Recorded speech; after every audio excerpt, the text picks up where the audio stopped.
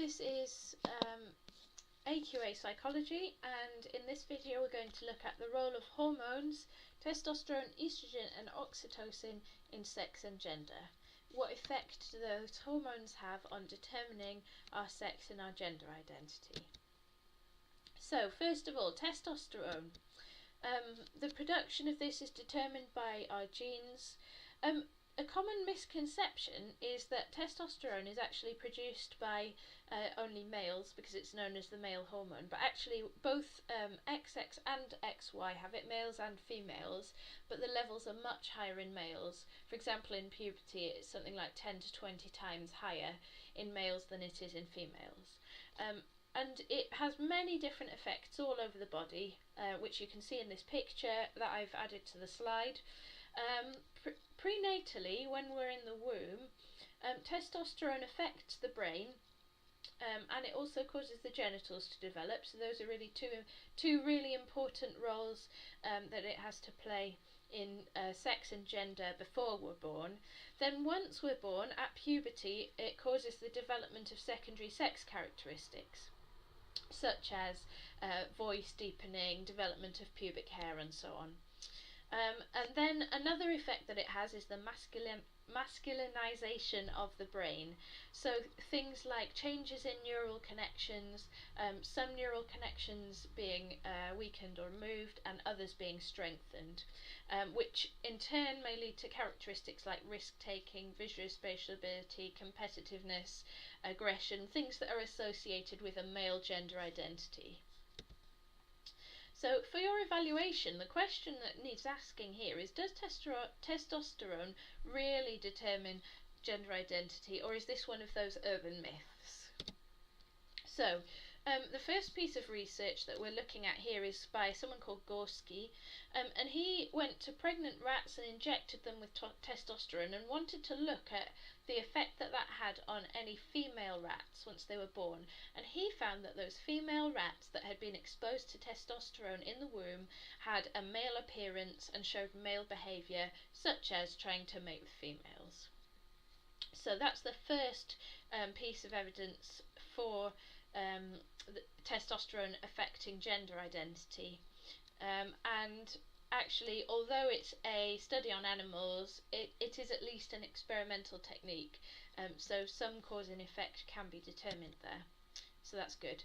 The next piece of evidence that we're looking at is individuals with CAIS, which stands for Complete Androgen Insensitivity Syndrome. If you remember, androgen is a male hormone, and what this means is you have someone who is XY, so they have male chromosome, but they are not affected by the hormone testosterone. So testosterone is present, but the individual is insensitive to it, they're not affected by it.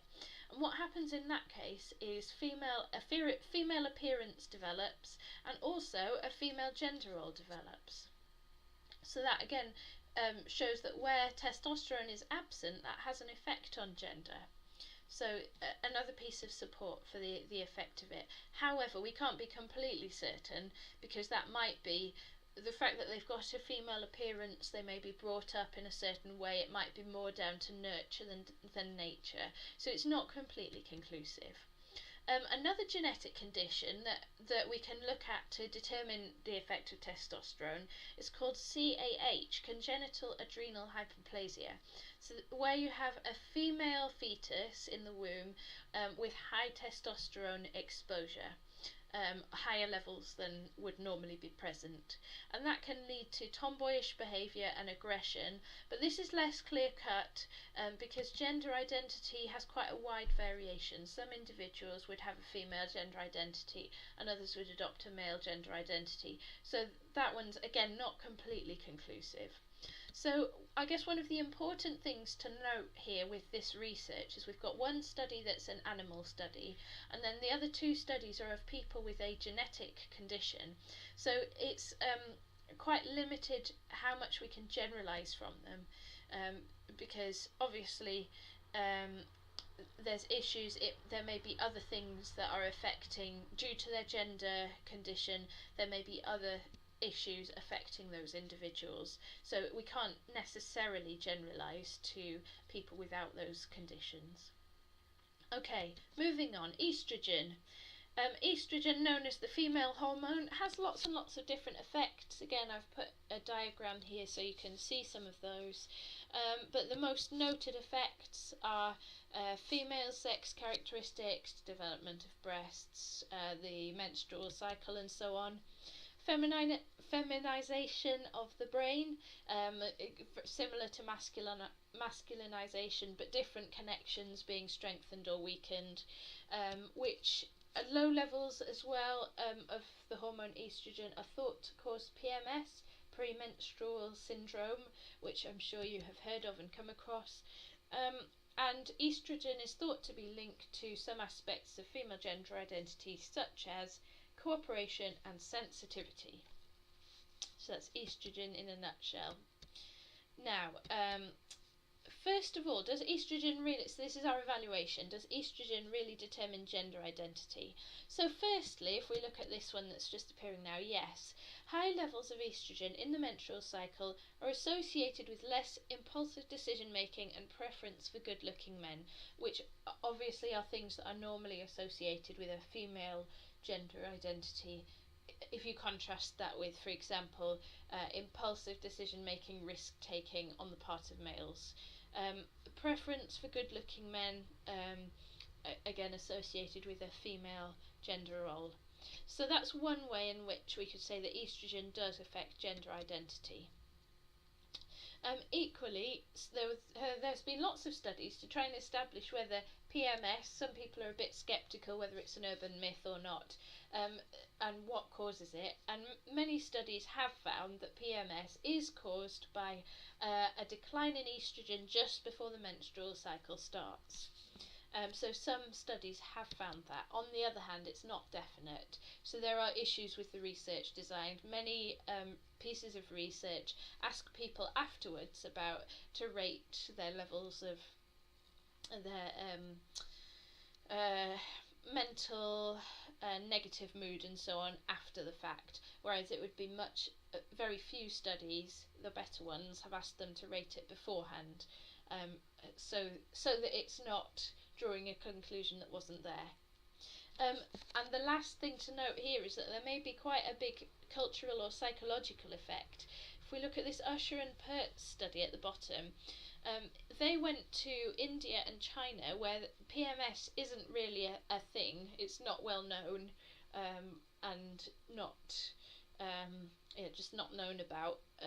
And they found that actually in those places, when they carried out research with women, there was no link between negative mood and the premenstrual period. So that suggests that perhaps it's more of a cultural or psychological phenomenon than actually a strong effect of estrogen. That really calls into question whether or not estrogen has a really big impact on mood, and whether it causes PMS and so on. So you can see there a few different pieces of research, I suppose some in favour and some against the effects of estrogen having a role in gender identity and gender related behaviour. Right, oxytocin to finish with. What is oxytocin? This is often known as the love hormone, because it has many different effects to do with birth and breastfeeding. It's supposed to be linked to bonding, where a mother and baby have a big rush of, the mother has a big rush of oxytocin just after birth, and that's supposed to facilitate the bond and the attachment with the child and bring a huge rush of loving feelings. So it also has a really big effect on a big role in birth. It's supposed to stimulate contractions. It's also supposed to reduce cortisol levels. As you know, that's a stress hormone. The effects of oxytocin are actually enhanced by estrogen and dampened by testosterone. So that means that it has more of an effect on women than on men. Okay, so again, the question is, does oxytocin really affect gender identity? And the first thing to note is that yes, it affects gender behaviour in the stress response. So as you studied last year, men have a fight or flight response, but Taylor found that women actually have a tend and befriend response. And I won't go into detail on that because you're already familiar with it.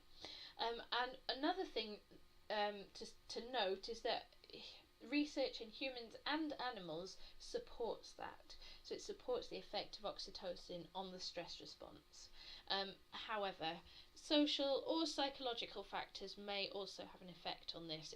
The difference in response to stress may be more to do with culture or social factors, upbringing, nurture, so on, modelling. Many other things may affect it. So it's, again, not definitive. It's a link, but not necessarily a cause and effect.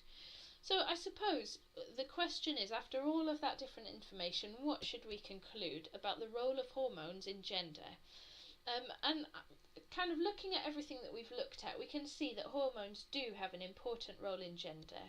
They affect gender identity in many cases. Research has shown that they do affect gender identity, gender role and gender behaviour, and there's lots of evidence to support that idea.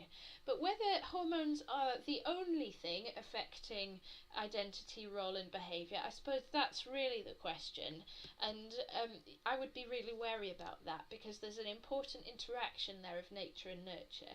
Where you look at studies which are questioning the effects of hormones on gender roles, it's often that issue of, is it nature, hormones, that are affecting it, or is it nurture, the way that we've been brought up and cultured and conditioned to behave in a certain way because of our gender? So you can never necessarily eliminate that element of it. So that's really important to consider whenever you're looking at the effect of hormones on gender.